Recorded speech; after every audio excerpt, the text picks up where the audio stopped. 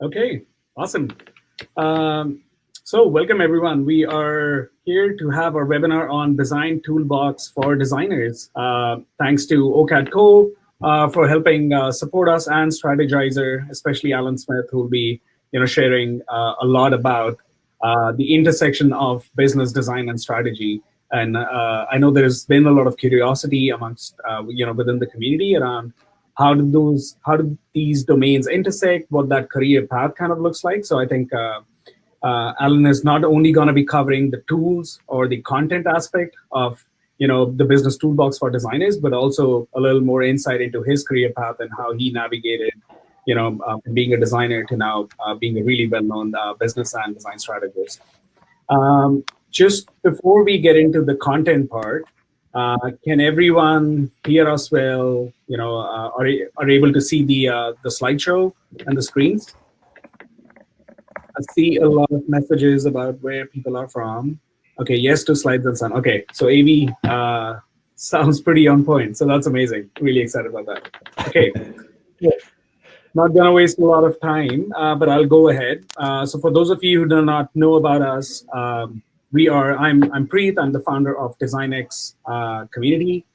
So we started as a community around helping build stronger communities that sit at the intersection of the various subdomains of design and to foster learning that happens at the intersection of these designs. So from UX design, service design, graphic design, design strategy.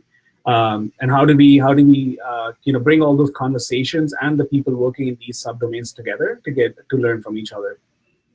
So the whole goal is to build a community that sits at the intersection of these multiple subdomains and also be inclusive of all kinds of designers and practitioners. I guess most of you are already part of our Slack community, so we have a really active Slack community started in Toronto. Now we also have Slack communities for our chapters in Vancouver and New York as well. We also host bi-monthly events in Toronto. In Vancouver and New York, it's more quarterly. And socials and many other events and webinars such as these. And then also ensuring people stay up to date on what's happening within the design community. We have a team that works on pushing out curated weekly newsletters for the same. So ranging from speaker series to leadership dinners, we hosted our first design leadership conference last year in Toronto, workshops, and now as you can see, summer is opening up, so we'll again be bringing forward our Pantones and Patio summer socials back. And so before we go ahead, none of this would have been possible without the ongoing support of our sponsors that help us continue to work on the community initiatives. So big shout out to our biggest supporter and sponsor in Toronto, Playground Inc. They're a really kick-ass human design agency that work and build products and design products that most of us use every day. Also, a big shout out to Abstract. Abstract is a design workflow tool that helps you version, manage, and collaborate on your sketch files. And I think now they've soon launched integrations for Adobe XD as well, which is really amazing. So big shout out to Playground and Abstract for their really amazing support. Also, shout out to Boost Agent, City of Toronto, for their ongoing support as our silver patrons. And lastly, our community sponsors, TWG, Shopify, and BrainStation. So if I hope you'll be focusing more on listening to what Alan has to share here about his journey and about some really amazing 3 practical tools that would be really helpful for designers to venture a little more into business model generation and value proposition design. Post the webinar, if you are sharing things, if you are tagging some of the quotes that Alan shared and some knowledge that he'll be dropping at the webinar today, please do make sure to tag us at @WeAreDesignX and #WeAreDesignX. So, Alan, really excited to have you. I know the whole webinar was put together in a really short amount of time, so really appreciate you, working within the short timelines and agreeing to, share all the knowledge with our community as well. So for those of you who do not know Alan, he's the co-founder at Strategyzer. Alan loves creating the world's most simple, practical, and effective business tools, and he's been doing it for quite some time. You must have heard of books like Value Proposition Design and Business Model Generation, and Alan has been the co-author of all these books, which have sold more than 2 million copies. That's amazing. Really excited to have you here, Alan. Yeah. I hope people are applauding, sitting in their cubicles at work. I'm sure they are. I'm certain of it. Yeah, but everyone's really excited. So I'll hand it over to you. There's the applause. I can see it there on the side. We've got this cool clap tool, so that's kind of super fun. All right, guys, thanks. This is great to have everyone here, whether you're clapping at home or clapping on the channel or in your cubicle or awesome, brick and beam, gorgeous design office somewhere downtown. That's cool too. Yeah, it was an awesome invitation from Preet to come chat with you guys and hang out. And I didn't actually know that much about the community, but when I found out about it, I was kind of surprised I didn't know. So it's a real honor to be here and to share with you guys today. So I'm not going to talk about my own story too much. I think Preet might have told that. I'm going to focus just on giving you guys a brief introduction to these tools so you can see if it's something that you want to go further into in some way in the future. And so treat this as an introduction for you guys to some things and hopefully structure and give a foundation for thinking about a couple of things that you can take forward, if that sounds good. I'm going to open up my screen share in a minute and I'm not going to be able to see the chat. So if you know Strategyzer or you've used the tools, maybe just throw that in the chat on the side. Let me know. I'm just curious if anyone's familiar with Business Model Canvas, Value Proposition Canvas, or some of our Lean Startup style testing tools. So nobody. Okay, cool. So this is new for almost everyone. Oh wait, there we go. Quite a few coming. Yeah. Tim's very familiar. They use it all the time. Cool. That's awesome, Tim. Michelle, Kitty, Heidi, Ruben, Kate, you used it. Nema, Sally. Oh, this is awesome. You guys totally know what I'm talking about then. So I can go into a little bit, maybe I can do a little bit more detail, but I'll keep it at like a sort of general level introduction. Share a couple examples. Talk's going to be 3 parts, guys. I'll first talk about the business model canvas a very little bit and give an example. I'll talk about the value proposition canvas a little bit, and I'll talk about this idea of testing, which is something that came to us more recently and is kind of ridiculously simple, but so incredibly critical. So that's, to me, kind of the most important actually part of the talk. So here, let me share screens. Keynote crashed on me earlier today, so I'm really hoping that this goes super smooth. Can you guys? And if anyone has screen, I can. Yeah. Can you still see? Is it the full screen or is it like the Keynote screen? The full screen. Full screen. Okay, so we're good. So I'll get started. I can't see your chat, so if there's questions, I'm going to pause twice and then once again at the end to answer those. So feel free to ask them. Preet's going to collect and then he'll share. So we'll take a pause after the business model stuff to get through that. Okay, so we call this the fundamental business toolbox for designers. That may be overselling it, but it's a good title for a talk, right? Let's start off with the bad news. Most new products and innovations plot. Simon & Kucher is an incredible research and consultancy agency, and they were able to determine this, which is kind of terrifying because how many of us are actually working on new product development, either through agencies or our own startups and products, or inside of companies that we're working at. In any one of those scenarios, this should be terrifying, right? This should be really scary. So a lot of that comes from people not answering this question. How are we really creating value for our customer? Another set of the failures of those 7, come from people not answering this question very well. How do we capture value for your business? If you think about it, can you actually answer that question for the business that you're in now? And then this question is one of the hardest ones of all, which is how do you move quickly without taking really big risks? It's easy to just bet big and sort of go all in. It's hard to move quickly without the risk. That can be really difficult. So if that's the bad news, what's the good news? What if things weren't so terrible? What if we could capture our entire business model on one page to help answer that question of how we create value for customers, for our business, sorry. What if we could clearly map what matters to customers and how we help? And what if we could systematically reduce risk? That would be, if we were answering all those questions really well, we'd be doing these things. So here's the part that's my story, and it's embarrassing, but I'll tell it anyway. So between 2007, 2010, I was part of 5 product launches. These were products that my own agency we had launched. I used to run a design agency, and we were launching products on the side because we were seeing what our clients were doing. We were thinking, hey, we could do this, right? Like, we do all the work for these guys, right? We're coming up with the brand, we're coming up with the name, we're often developing the digital product. And that was expensive to build those products. And in the end, what did I really have to show for it? Not very much. You don't get to use the flame animation in Keynote very often appropriately, but this is really it. We were just basically burning money this entire time. So, when you make that many bad decisions, you start a business that helps teams make better decisions, because you realize, how painful that is. And so that's what I've been working on for the past.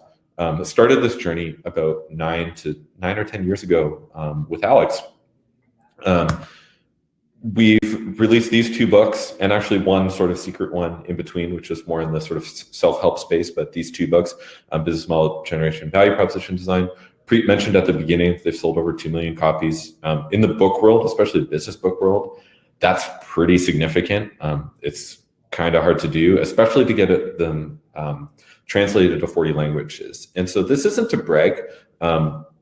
It's more to help you understand that these are tools that are very well adopted. And if you're investing your time in them, you're learning a shared language. It's like, using a software that is going to be useful somewhere else. Learning these tools is something that you're going to be able to, you're joining a group of people who speak a shared language. Let's put it that way. So maybe you've seen these tools, Business Model Canvas and Value Proposition Canvas. A lot of people mentioned you use Strategyzer. I'm assuming it's one of these tools. There's good numbers again, and this isn't for us to brag. This is just to let you know that there is a big community of people out there who are interested in this stuff. And by investing more in it, you're joining them. Lots of companies, let's not worry about that too much. These guys have bet on these tools and have seen results from them. So let's jump in and talk about the Business Model Canvas first. And it really helps to answer this question. How do you capture value for your business? So if we ask ourselves, how do businesses traditionally discuss this stuff? I've got a little video here. I don't know if the audio is going to play or not. Let's see.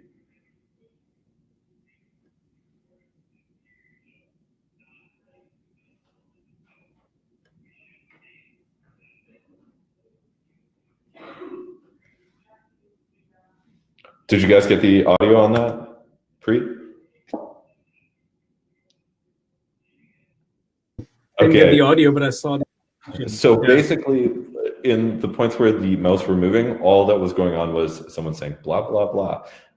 And nobody else knows what they're talking about. So this phenomena of smart people sitting around in a room together is actually called blah, blah, blah. It's when words don't work. Dan Rome, he's an excellent author. He's got a few books, and he's really serious about any problem can be made clear with a picture. And in a way, that's what the Business Model Canvas is. It kind of cuts out the blah, blah, blah, people sitting around talking about something, and allows you to sort of move to a wall or a table or a whiteboard and to start doing some work and to start make this clear. So that should say actually a business model. What's a business model? The definition of a business model, the way in which a company creates and captures value. And the picture we use for that is the Business Model Canvas. If you don't know it, I'll walk you through it really quickly from right to left. We've got the customer segment, which is who you're creating value for. The customer relationship and channel, which is how you're delivering and supporting that value proposition to them, who you're delivering or how you're delivering that value to them, and what the relationship is like. Is it something that's automated, or is it something that's really high touch? The value proposition there in the center is the way in which you're actually creating value for them, the bundle of products and services that they're buying into. The key, and then we sort of move to the backstage, what happens behind the scenes, the key activities, what do you need to do, and the key resources, what do you need to own to be able to deliver that value proposition. And then key partners on the far left is people who do stuff for you or own stuff that you might need, like a factory, or maybe they're good at coding and you're not good at coding, right? These could be partners that are a part of your business. And then at the bottom, hopefully, people are paying you and you're earning some revenue, and that comes from some component of your value propositions or collection of value propositions from those customer segments. And then the cost structure is everything you need to spend to keep basically anything in the top up and running. So whether that's running the relationship, owning resources, paying partners, building the value proposition, etc. And so hopefully the stuff in the revenue streams outweighs the stuff on the left in the cost structure. And in that case, you're left with some sort of profit, which isn't actually included in here. That's more of an output, an exhaust of the business model. So I'll skip this video. You can just Google it. It's called, basically just go on YouTube, business model canvas, intro video or something like that. And you'll find the video that I was about to share, but the audio doesn't seem to work through this platform. So I'm going to skip it. It's basically just walking you through this canvas. So let's just take a look at an example because sometimes that makes it easier. So, what's Tesla's business model? And, if I just asked you to describe that, what would you say? It would be a pretty challenging thing for you to do. With the business model canvas, it's much, much easier. So we'll sort of look at some of the components really quickly. They started off with this Roadster, right? Then they got to the Tesla Model S and the self-charging station at home. It was originally launched not only by Elon Musk, but this guy, Martin Eberhard. It's got some interesting components like the beautifully designed big screen, the beautifully designed interior and vehicle. We've got these fast charging stations all over the world, the supercharger network. That's one look at that network. We've got stores in shopping malls, which is kind of an interesting thing when you think about it. We've got manufacturing. Elon Musk talks a lot about the factory being the most important product they build, which is kind of interesting. There it is. Look at that thing. It's a monster. That's actually all that makes the car go, happens under there. The engine and the battery is all within the sort of bottom chassis of the car. And these patents don't belong to them. So what does this look like? Normally, if we were all sitting together in person, what I would do is I would give you guys, a set of stickers, including the different components of Tesla's business model, and you'd figure out where to put them. And so this is like a good way to sort of get familiar with the tool. Since we don't have that luxury of being in the same room together today, I'm just going to share with you. So in the middle, the value proposition is the car. That's pretty straightforward. We can phrase it a lot of different ways, but let's, for simplicity's sake, just say, it's the car and the driving experience.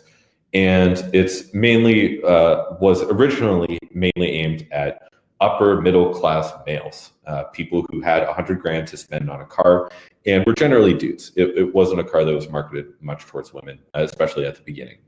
Not that there's no women Tesla drivers now, but it is still the predominant customer segment of who walks into a Tesla store and buys a Tesla. So that's really interesting. Who walks into a Tesla store, right? Think about that. As a channel, they're not selling through a dealership, and that's really, really different. So this is important to capture on the business model. They own a channel. So rather than selling through a dealership, they sell through their website. You can buy a car online, like a Model 3. I don't know if there's anybody here who bought a Model 3 or actually owns a Model S for that matter, or Model X.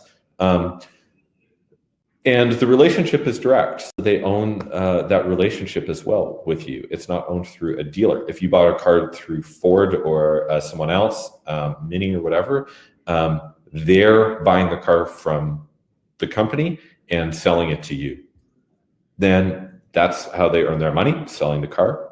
It's the same thing. They don't rent you the car or anything like that. They do lease, but it's basically through car sales and leases. It's their main revenue stream. And they also reach you through these channels, right? The supercharger network. Every time you sort of plug in to get that free power, that's one way that they reach you. And the key resources, they've got the Tesla factory, the supercharger network, the Tesla design team, and the Tesla brand are all things that they need to be able to produce that value proposition. Then we see, the sort of key activities. They need to build the cars. They need to move the cars around, logistics. They need to keep the supercharger network up and running. And they need to come up with new ideas for car design. At the bottom, that gigafactory costs a lot of money. The advertising and the brand costs money. And the logistics of actually building and shipping cars costs money, right? These are the key things. In another sort of interesting side of the business, they've got their business to consumer business, but they also have a sort of hidden side that most of us don't see very often in their business model, which is working with other companies to provide electrical powertrains to other automakers through their partners, Toyota, Mercedes, and Panasonic, the battery makers. So they're also selling stuff to other automakers because that's their mission, right? They want to accelerate the, I forget exactly how Elon phrases it, but if someone can look it up and share it in the chat, that'd be cool. It's basically they're trying to make the world a better place for people, and that's not just by selling these cars themselves. That's why they gave away the patents, because they want more companies to be able to move into electrical based. So there's that component of it. We've sort of colored this in here so you can see the two sides of the business model. There's the paid side and the free side, which is kind of interesting, right? They started selling this Powerwall battery product, and they started selling solar roofs, but that's not going so well at the moment. They're hitting some snags around that. You can read about it in the news. But the model itself is really, really interesting. And due to that reach, and when they launched that Model 3, they sold 350,000 cars in a week, which was pretty incredible. So I'll pause here for a couple of questions if there is any.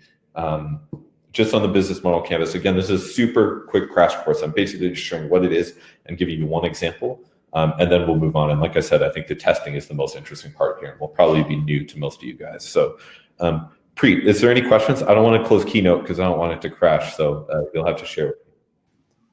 There are no questions right now that I see, but one thing I was thinking of, which might be of interest to some of the folks, is that for those of us who are already working in the product companies, and that's amazing. Someone from the audience, Amanda, just asked the same question I was going to hint towards. So when you're already working in an existing business, and you could frame the question two ways. You could say, what stage in the business or product process should you make this canvas? And also when you already join an existing company where the business model is hopefully already figured out, at what stage we as designers do we come in and start to map this out?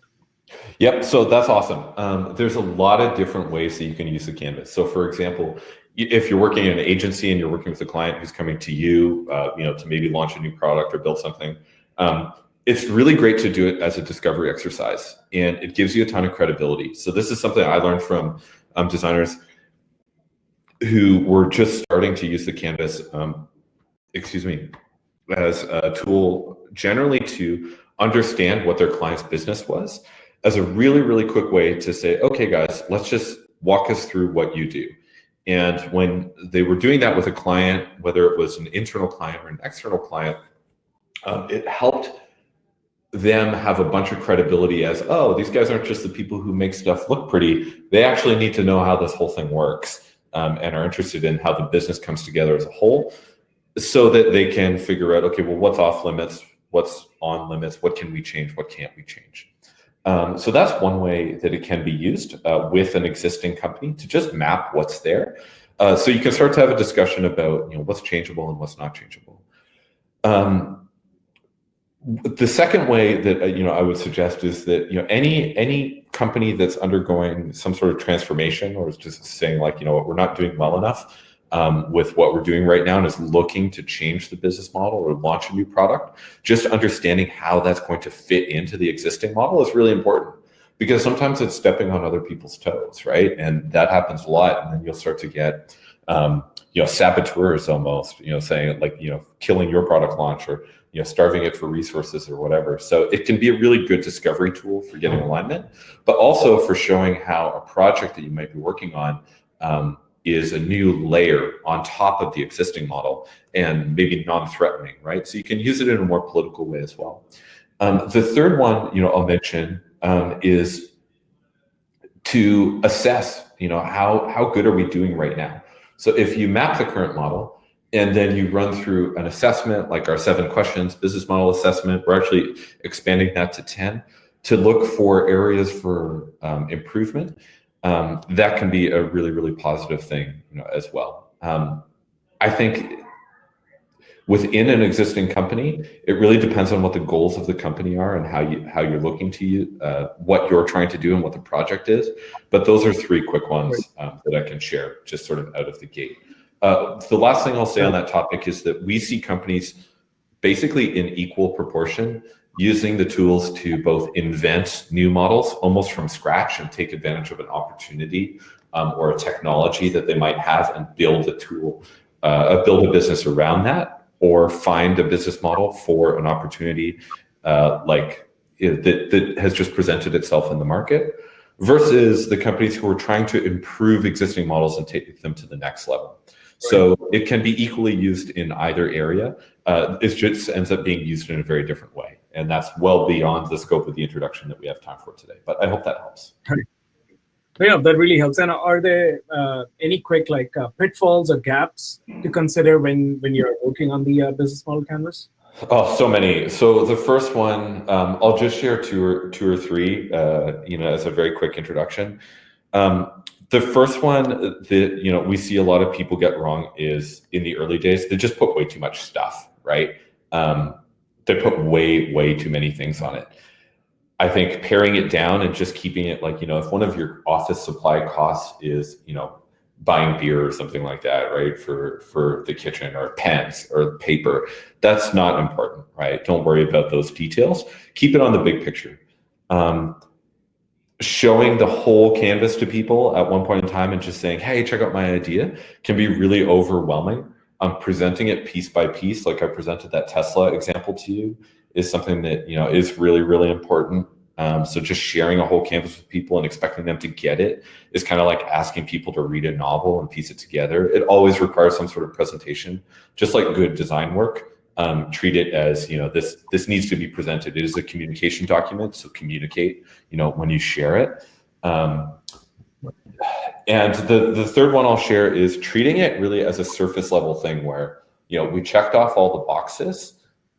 Just using it like a checklist, making sure you have a sticky note in each building block and saying, hey, we did it.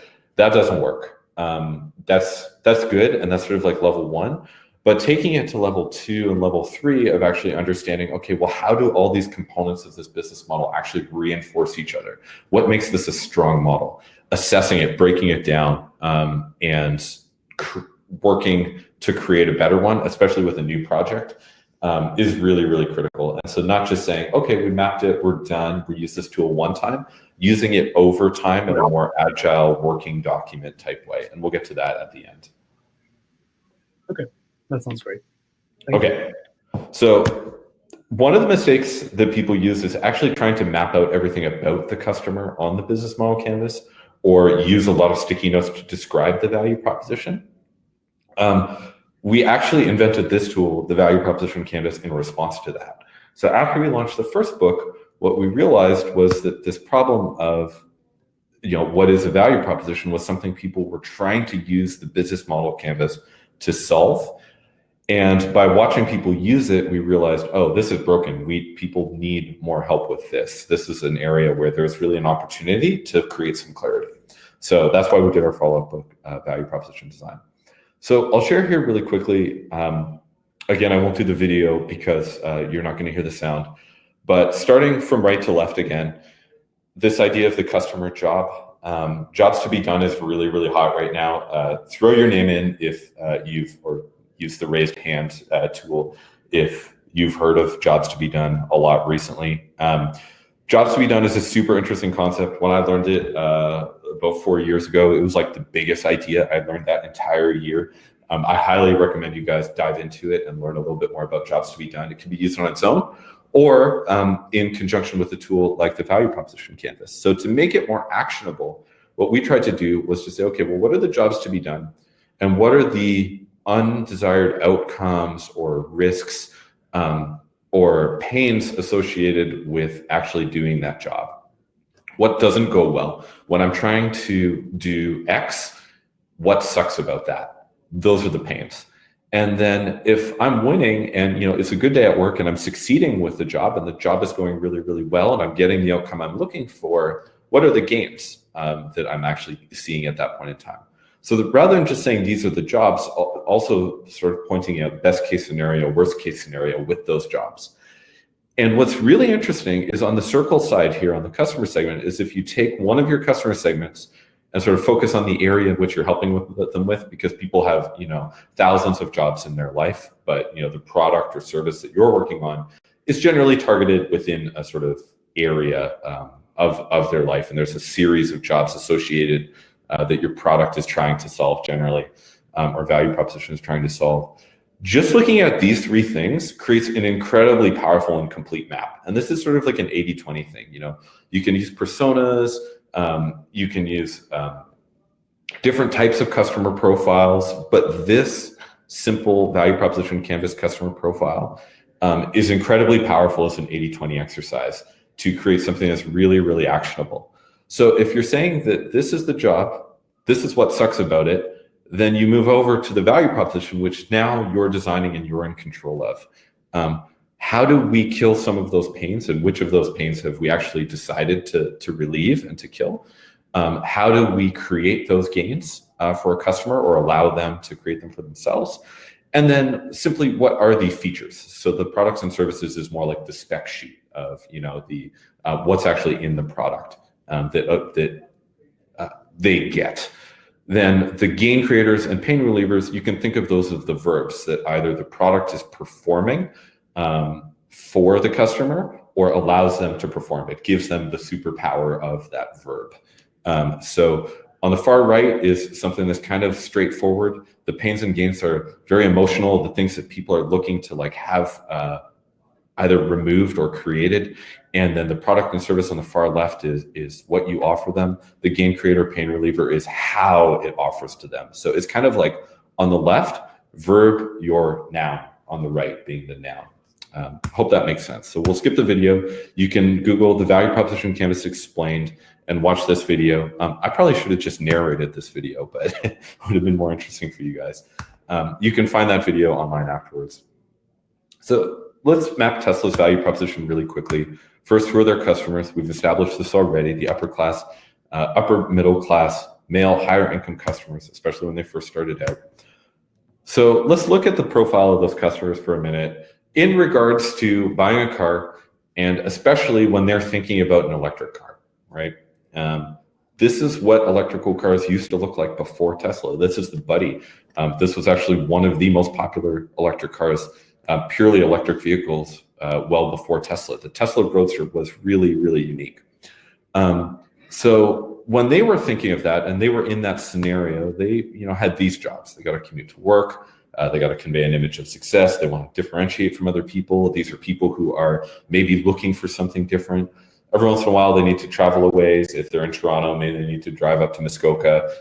If they're in Vancouver, which a lot of other people were. I don't know what the sort of Vancouver equivalent is, but getting up into the mountains, to get to the ski chalet or whatever, and being in sync with personal values. That they are someone who their personal values are being differentiated. Maybe buying an electric car is important to them. They're looking to do something good for the environment, etc. So regarding the pains of the buyer, what are the pains when they're thinking about an electric car for you? They're like, well, it's going to take forever to charge. I'm going to have to charge it all the time. Man, that Buddy was a pretty nerdy looking car. There's no space in it. My battery's going to die. Those are the things that are holding them back. Those would be bad outcomes associated with buying that car, or things that they fear if they were to buy that car. So within that space. However, if they were to have performance like a sports car, beautiful design, this really long range, 300 kilometers, get to Muskoka, high safety ratings, that little Buddy didn't look very safe, right? And being always up to date, because it is kind of like a technical thing, that would be really cool. These would be great outcomes associated with these jobs when they're in the electric car market. So which ones really matter to people? Okay, this is the stuff that really matters to these guys. The lack of space is maybe not nearly as important as the fear of a dead battery. So this is just like a stack ranking to say, okay, well, what matters the most? And I love stack ranking as someone who, has a hard time understanding what's really important sometimes. Just forcing yourself to say, okay, well, is performance like a sports car or long range more important? And finding out is a really, really powerful exercise. So stack ranking knows. We have the list that I just showed you. So knowing that, how would you design the Tesla? Well, you know what it looks like, so this is a little bit easy, right? This is hindsight is 2020. But let's just map it out. And again, I would ask you guys to do this normally, but since we don't necessarily have the time nor the materials to be able to do that, I'm just going to share it with you. So they have the high performance luxury electrical car, Model S, 60 to 85 kilowatts. There's 3 versions of it. And what does it do? Like, how does that car help kill some of these pains? Well, let's think about it. It's got a very high battery capacity. It's got a huge battery. No car ever had a battery that big before. You could charge anywhere, all over, charge for free, very quickly in a supercharger, over a very, very high speed, right? It's beautiful. It's not a geeky car. So you can see the luxury image is killing the pain of the geeky perception. This is a beautiful vehicle. It's not like that little buddy, which is kind of cool looking, but maybe a little bit geeky.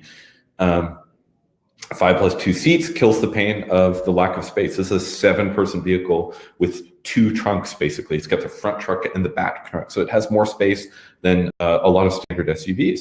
So wow, okay, this vehicle is really helping to kill a lot of those pains. Now, when we look at, okay, well, how does this product create the gains the customer desires in this case? Well, it goes really fast.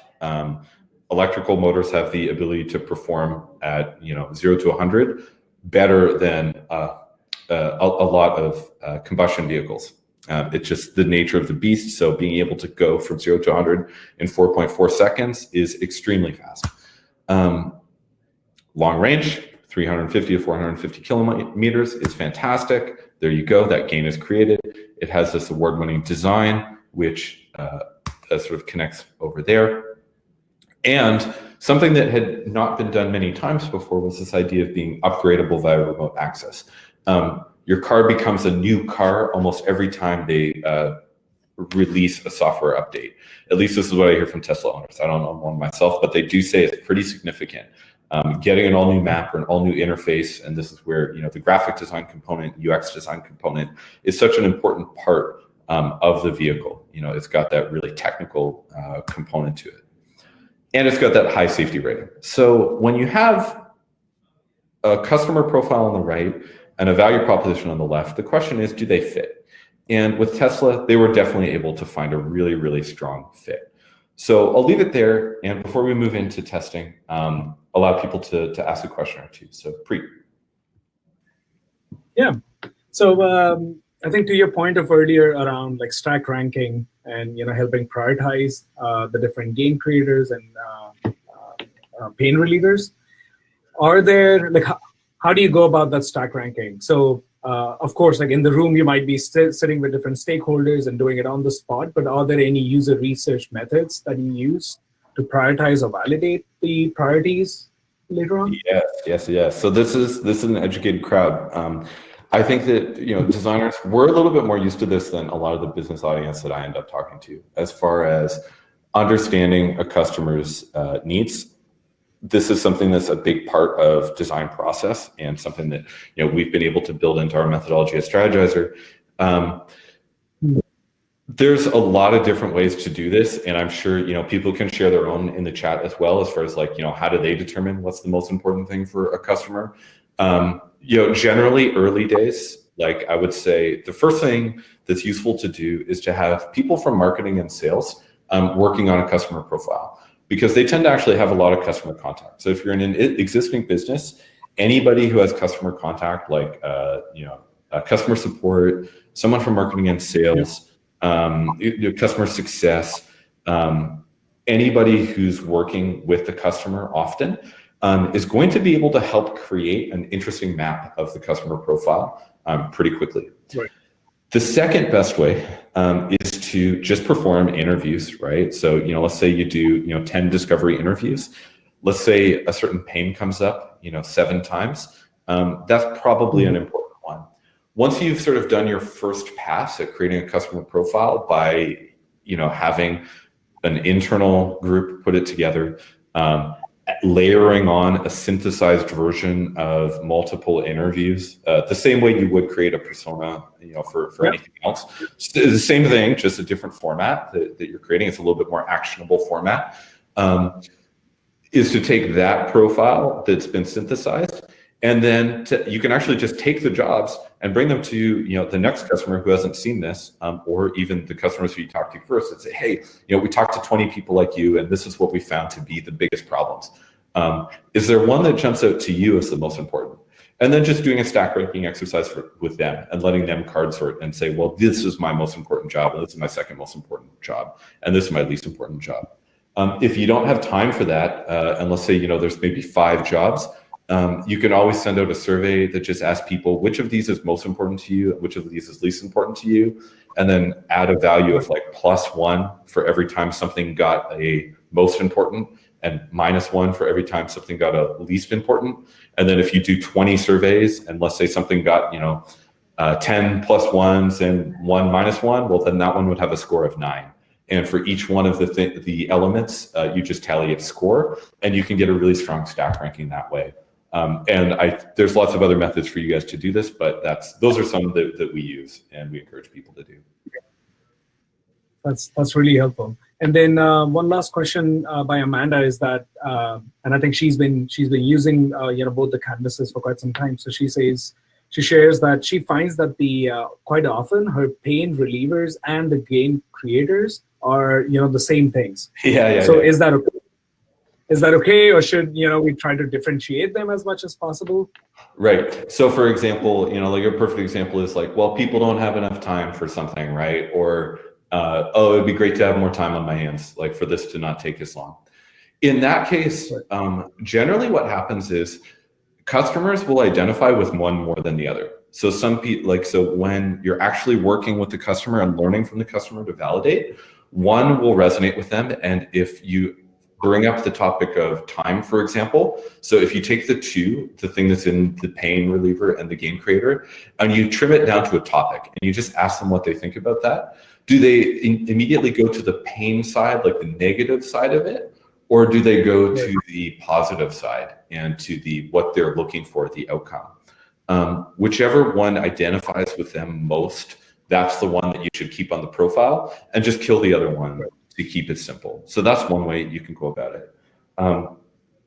The other thing is to ask yourself, well, is it really the same thing? Is there something else that we're missing, this positive outcome that has really nothing to do with these pains, right? That actually takes place.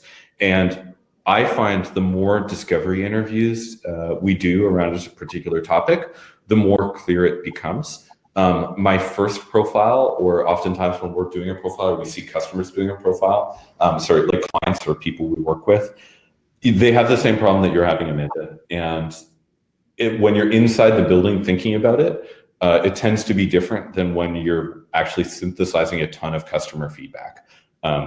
Just doing 20 interviews. If you just, so let's say you go through a Google Docs transcript and you just look for something that looks like a job, looks for a pain, looks like a gain. You highlight it, you put it into like a big open whiteboarding tool or something like that, and then you start collecting all the pains together, and you start collecting all the gains together via like a sort of affinity map process.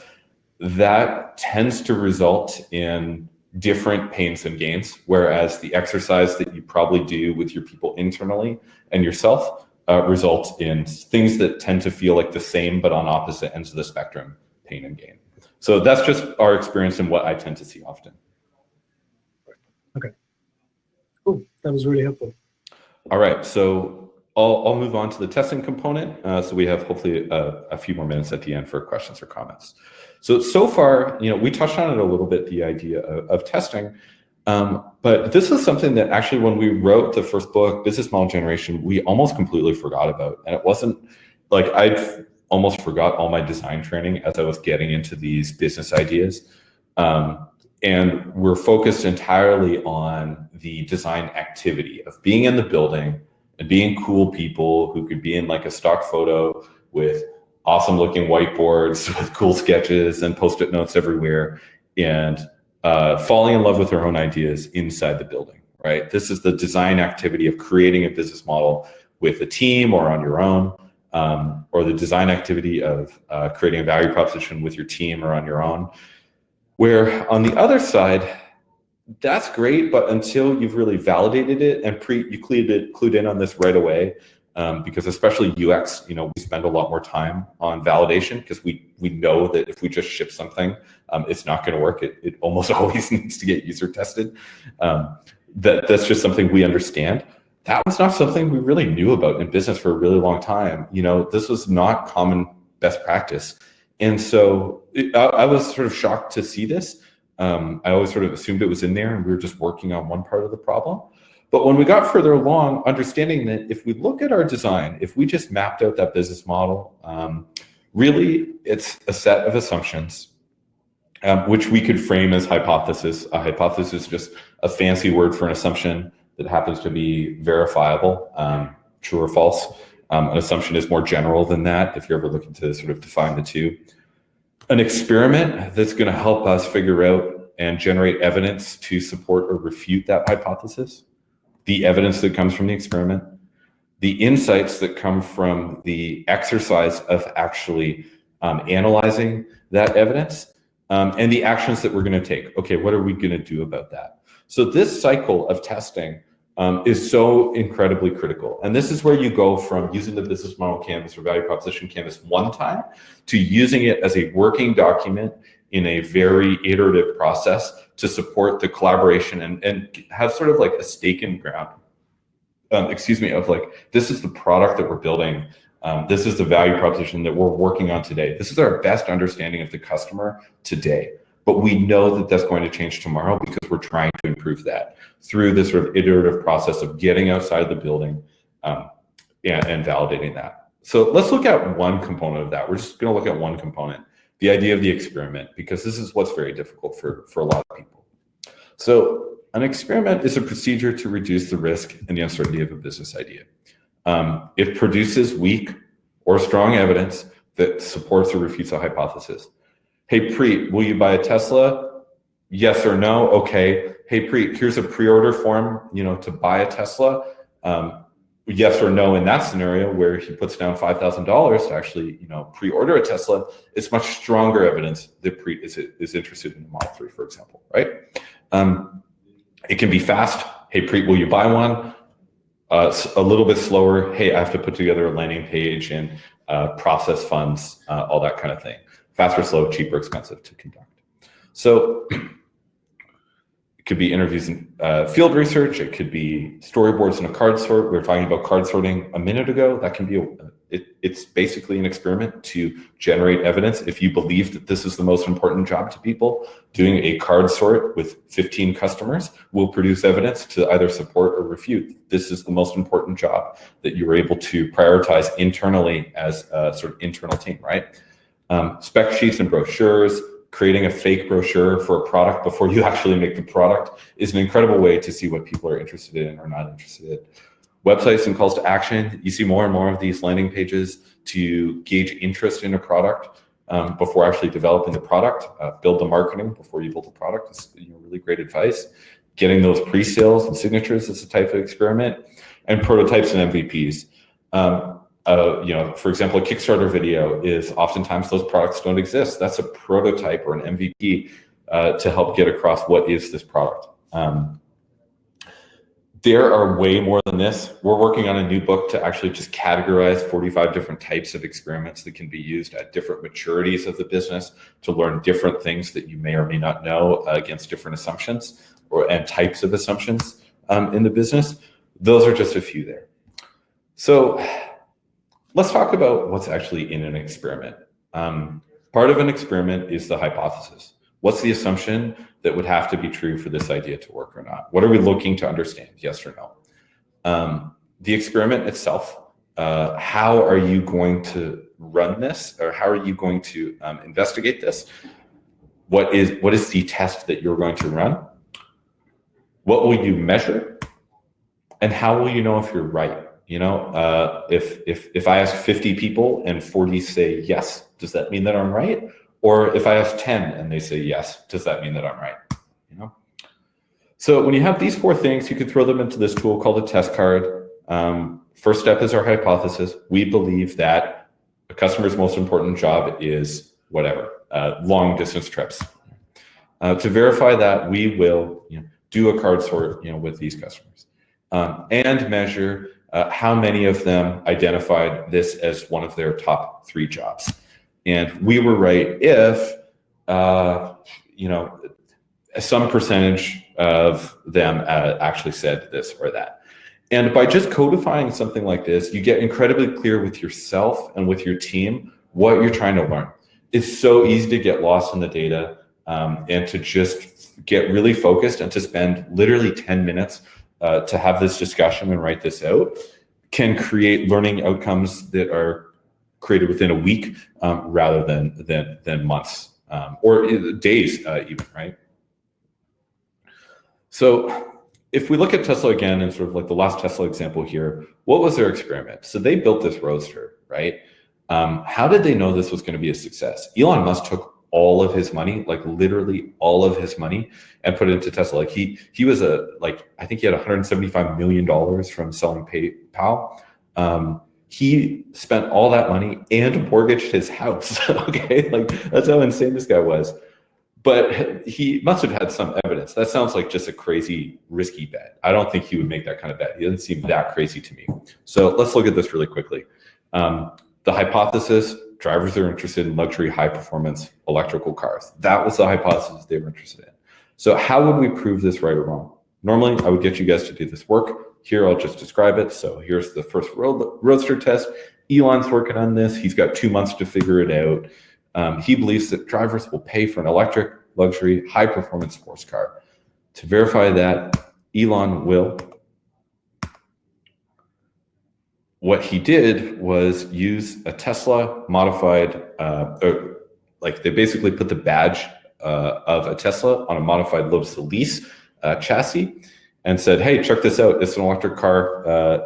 It looks awesome. Do you guys love it? It's a real vehicle. You can buy one. You can sit in it. It didn't really work. It wasn't super functional at first. They were selling pre-sales of that.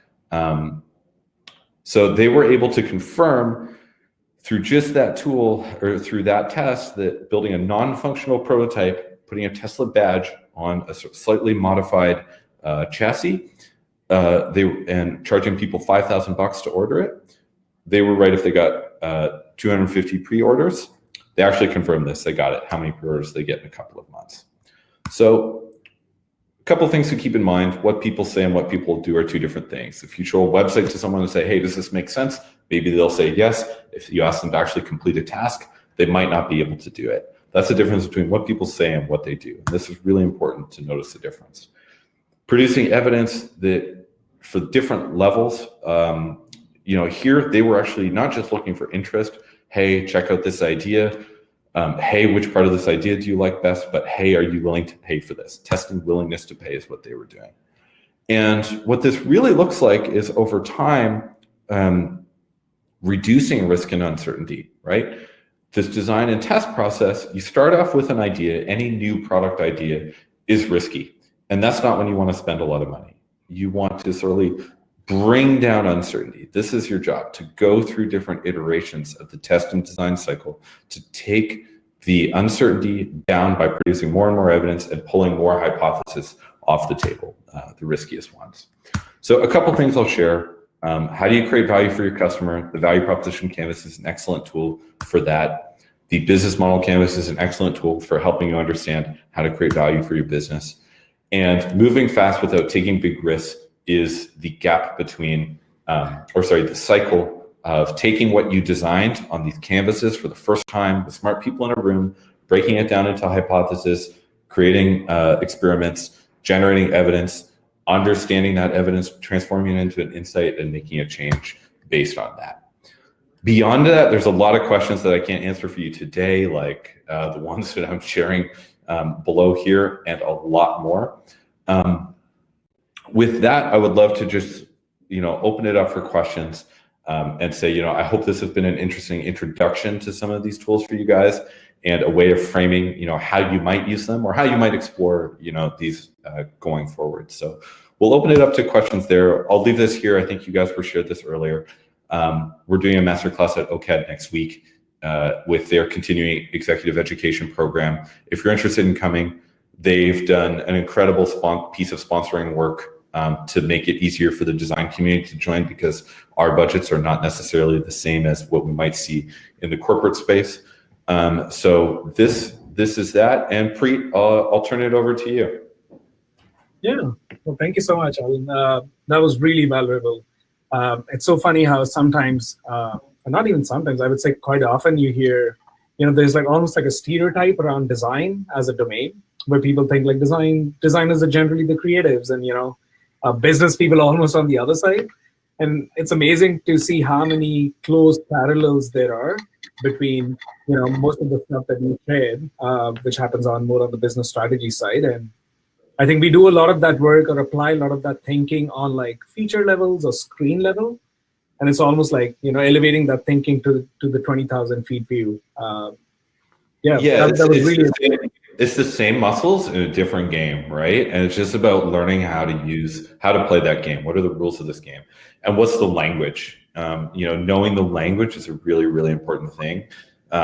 There's not a lot of shared language in a lot of these spaces, and that's what a huge part of our business is about, is helping to create shared language and make it easier for people to talk about this stuff, even for people who were in that domain and playing that game their entire life, right? Let alone people like us who might be moving into that. And figuring out, well, how can we better communicate with these guys and work in this space, So like you said, there's a ton of parallels, and I see it really as like the same muscles and a lot of the same, strengths and philosophy that we hold as a designer can be applied using a different methodology to a different area. And so just learning that methodology, that's it. Right. That's really helpful. We have a lot of thanks, a lot of claps from the audience. I'm not sure if you're able to see that. Shelley, I think it's Shelley from Vancouver, if I'm not wrong. Yes. So she's asking, she'd love to hear a bit more about how would you present the findings of a business model canvas to your clients? Sure. So this is really, really important. So if you're doing a test, for example, so what I would not do is present a business model canvas or value proposition canvas and just say, this is our best idea. Presenting it in the way, so if you Google Owlet, they're this really amazing company. It's OWLET, business model competition. And so to me, that is the single greatest way to present a business model I've ever seen, especially like a business model validation exercise, because they didn't just present their best idea. What they presented was why that idea was so amazing with proof, right? So if you're going to present, some sort of design showing that, it passed, this many usability tests or this many comprehension tests. Hey, we showed this landing page on 5-second test to 100 people, and here's the word cloud that we got from that landing page. That's a great way to help a client gain confidence that this artifact that you've created is doing its job. The same thing with a business model canvas. If you're presenting a value proposition or a business model canvas, presenting, well, what's the validation work that went into that? How many customers did you talk to? What were the hypotheses that you validated? How did you validate them? And sharing that evidence of not just, this is the idea, which you should be using best practices, like breaking it down into individual pieces and presenting one part at a time. Also presenting the sequence of, well, this was our first idea, and this is what we got wrong when we went out to test that. And so we changed it. So oftentimes with internal startups, we see that that's the best way that they can get buy-in from people higher up in the company to show that, hey, this was our idea, this is what we were wrong about, and this is how we evolved it 3 or 4 times over the course of a 12-week period or something like that. That can be incredibly powerful. So I hope that helps to some extent. And Shelley, if there's more to your question or you want to sort of direct it in a different way, please go ahead. Awesome. She says, yeah, very good, thanks. Awesome. I think we just have about a minute left. And Alan, there was one question earlier which someone had asked. I can't remember the name, but you were mentioning about how many of these canvases, go through again like a lot of iterations, and you keep evolving it. So, is there a workflow or a tool, or how do you manage those multiple iterations while kind of keeping the backtrack, of the changes? Great question. So, I wish I could say that there was an amazing tool. We've been working on this for a while, and creating our Strategyzer software. So there's a Strategyzer app. You can go check that out. If you come to this workshop, you get a free copy of the app for a year, or a subscription to the app for a year. There's different ways you can do it. Like you can set up Google Docs, and you can just use their history. If you want. It's pretty janky. It doesn't work that great. This is part of why we're making some software for it, because we know that this can be done better. Beyond that, there's no real great tools for it. You can, just be diligent. Like, so imagine you were just creating some design files. You could create Keynote files if you want to, like the ones that I've shared with you here today, with just little virtual sticky notes on it, and just duplicate the file each time you have new learnings. That's possible. It's not fantastic. It's not a beautiful workflow, but it definitely gets the job done. The key thing is not necessarily which tool you use to do it. It's just that you do it. If you're doing it, you're already so far ahead of everyone else. Don't even worry about being inefficient in your workflow. If you're doing this, I guarantee you're winning. So that would be my main advice around that topic. Right. Well, that's really helpful. We are at the end of our time, but thank you so much, Alan. That was really, really helpful. To get learn more about specifically your career path, and then also a lot about these tools and how we can include them in our day-to-day processes and workflows. Hey, good luck, everybody, and thanks for taking this time. On a Friday afternoon, I'm sure everyone's a little bit sleepy, and I hope I didn't put anyone to sleep. And I hope you enjoyed yourself. I hope you pick something up and find a way to take this work forward and find value from it, like so many other people have. Thank you. Thank you so much, Alan. And thank you so much, everyone, for joining us. Have a great weekend. The weather in Toronto, at least, is quite nice outside. So enjoy. Have a good one. Bye, guys.